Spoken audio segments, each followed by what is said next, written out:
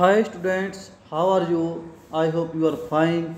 Today we learn 7th class science in chapter 5th acids, bases and salt. Our topic is natural indicator. Continue. China rose as natural indicators. देखिए natural indicator हम पढ़ रहे थे, एक के बाद एक लिटमस पढ़ा हमने टर्मरिक पढ़ा। अब आगे पढ़ रहे हैं चाइना रोज, जिसे गुड़हल का फूल बोलते हैं हम।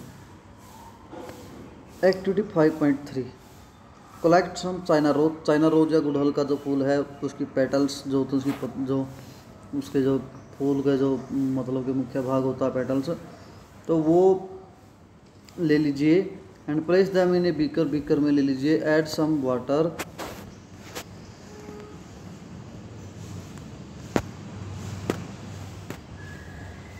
देखिए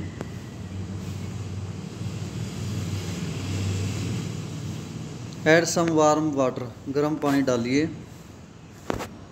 keep the mixture for some times till water become colours. जब तक वाटर का जो कलर्ड है वो ना हो जाए वाटर, तब तक उसको रख दीजिए। Use the coloureds water as an indicator. उस रंगीन जो वाटर को हम इंडिकेटर के रूप में यूज कर सकते हैं।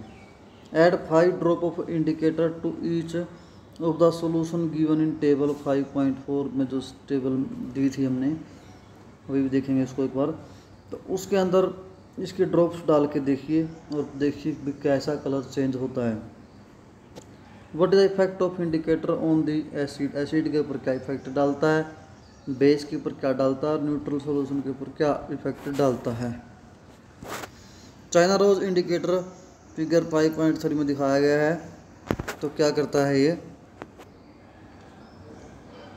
Indicator, turns acidic solution to dark pink.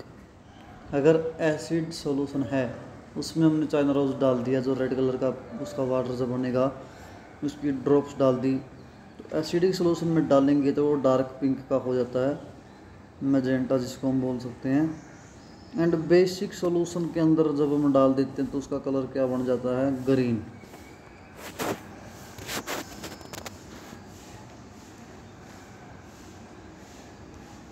देखिए इससे पहले अगर हम बात करते हैं, एक मिनट दिखा रखा सारा, ये देखिए चाइना रोज का जो डायग्राम दिखा रखा है इधर। बुझो कहता है now I understand why a turmeric stain. ये तो ठीक है, हो चुका पहले टर्मरिक का। इसके बाद ये दिखा रखा है ये चाइना रोज का। देखिए China rose flowers indicator prepared from it. उससे हमने क्या बनाया है, इंडिकेटर बनाया हुआ है। ये चाइना रोज है, गुड़हल का फूल है। एसिड के अंदर हमने डाला तो देखिए इस तरह का कलर बन जाता है इसका। इंडिकेटर का कलर ऐसा था, एसिड के अंदर जब मिक्स कर दिया 2 से 5 बूंदे इसकी, तो ये कलर इस तरह का हो जाएगा, डार्क पिंक हो जाएगा। और बेस के अंदर अगर इसको हमने डाल दिया तो उसका कलर क्या हो जाएगा, लाइट ग्रीन कलर हो जाएगा। हमने देखा तो चाइना रोज को भी हमें इसी तरह से जो टेबल हमने टर्मरिक के सोल्यूशन के लिए करी थी उसी तरह से उसके लिए हम कर सकते हैं। भाई लेमन जूस पे क्या इफेक्ट पड़ेगा, जैसे लेमन जूस जो है अगर एसिडिक होगा तो उसका कलर क्या हो जाएगा, डालने के बाद डार्क पिंक हो जाएगा। ऑरेंज जूस पे क्या फ़र्क पड़ेगा, इस तरह से। तो कॉमन साल्ट पे क्या पड़ेगा, कॉमन साल्ट अगर हम बात करते हैं तो बेस है जिस तरह उसका फिर कलर क्या हो जाएगा, बेस का ग्रीन कलर हो जाएगा। तो इस तरह से ये टेबल है। तो अगली जो टेबल है टेबल्स 5.4, इसके लिए हम देख सकते हैं टेस्ट सॉल्यूशन। शैम्पू के केस में इंडिकेटर का कलर और फाइनल कलर, इंडिकेटर का कलर जो था हमारा पिंक कलर था। अगर ये बेसिक होता है तो इसका क्या हो जाएगा, ग्रीन कलर हो जाएगा। लेमन जूस के केस में फिर देखेंगे, सोडा वाटर के केस में देखेंगे, सोडियम हाइड्रो कार्बोनेट के केस में, विनेगर के केस में, यानी जो भी एसिडिक हैं उनके केस में कलर क्या हो जाएगा, डार्क पिंक हो जाएगा। जो बेसिक है उनके केस में कलर ग्रीन हो जाएगा। देखिए ये 5.4 में देखिए अभी। इसके बाद वो जो कहता है I am not getting the same result when using solid baking soda on dry litmus paper। कहता है अगर मैं सेम एक्सपेरिमेंट करके देखूं बेकिंग सोडा के साथ सूखे लिटमस पेपर के साथ, तो ऐसा क्यों होता है? वो रिजल्ट नहीं आता है जो गीले में आता है। Make a solution of baking soda and then try. अगर उसका सोल्यूशन बनाते हैं तो अलग आता है। देखिए, Paheli board the following Paheli riddle for you. Paheli ने कोई पहेली बनाई है। देखिए, कॉफ़ी इज ब्राउन, कॉफ़ी का कलर क्या होता है? ब्राउन होता है। And bitter in taste, taste में क्या होती है? कड़वी होती है। कड़वी चीज़ टेस्ट में होती है क्या होती है? बेसिक नेचर होता है उसका। इज इट एन एसिड, क्या यह एक एसिड है? देखिए, क्या यह एक एसिड है?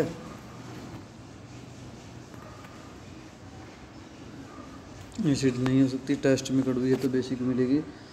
Don't give the answer without any taste, you are in the dark with its test.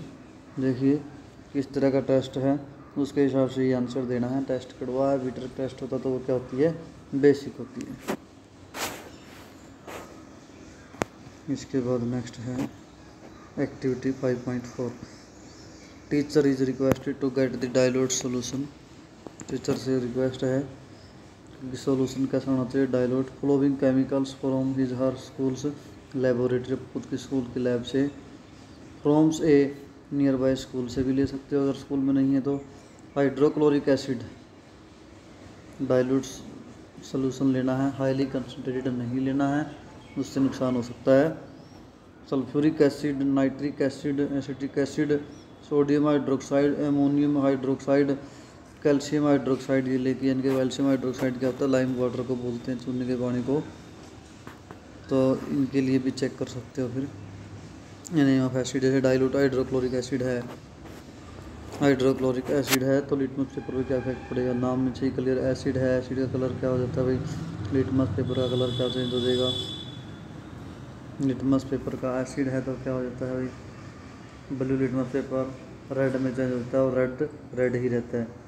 Turmeric के केस में क्या हो जाता है? एसिड में, टर्मरिक के केस में एसिड में कोई भी प्रभाव नहीं पड़ता। जिस तरह से अगर बेसिक है तो कलर उसका रेड हो जाता है। Effect of China rose, China rose हमने आज ही पढ़ा है तो डार्क कलर हो जाता है। इस तरह से हम सभी के लिए कर सकते हैं। Are you familiars with the term acid rain? Acid rain के बारे में तुम सभी जानते हो। Have you ever heard about damaging effect of acid rain? Acid rain का जो बुरा प्रभाव है उसके बारे में भी जानते हो। As the name indicates the rain containing excess of acid is called an acidic rain। जो ये नाम है एसिड रेन इसलिए है इसका क्योंकि इस रेन के दौरान जो वाटर होता है उसमें काफ़ी मात्रा में एसिड्स पाया जाता है, तो इसीलिए हम क्या बोलते हैं इसको? Acidic rain. Where do this acidic come from? कहाँ से ये एसिड आता है? The rain becomes acidic because carbon dioxide, sulphur dioxide, nitrogen dioxide which are released into the air as pollution. वायु में पोल्यूशन के रूप में होती हैं, प्रदूषण के रूप में। Dissolve in rain drop to form carbonic acid. पानी की बूंदों के साथ जो रेन की बूंदें होती हैं वर्षा की, उनके साथ मिल जाते हैं और कार्बोनिक एसिड बना जाते हैं। Sulphuric acid and nitric acid respectively जो क्या होते हैं? बन जाते हैं। Acid rains can cause damage to building. Acid rain से बिल्डिंगें ख़राब हो जाती है, जैसे हमारा आगरा में ताजमहल का रंग पीला होता जा रहा है, एसिडिक रेन की वजह से हो रहा है वो। हिस्टोरिकल मोमेंट्स और भी जो ऐतिहासिक जगहें हैं वो सारी ख़राब होती जा रही हैं। प्लांट्स, पेड़ पौधों पर इफेक्ट पड़ता है, एनिमल्स भी इसका इफेक्ट पड़ता है। इसके बाद है कसम यानी कि सावधानियाँ, क्या सावधानी रखनी चाहिए?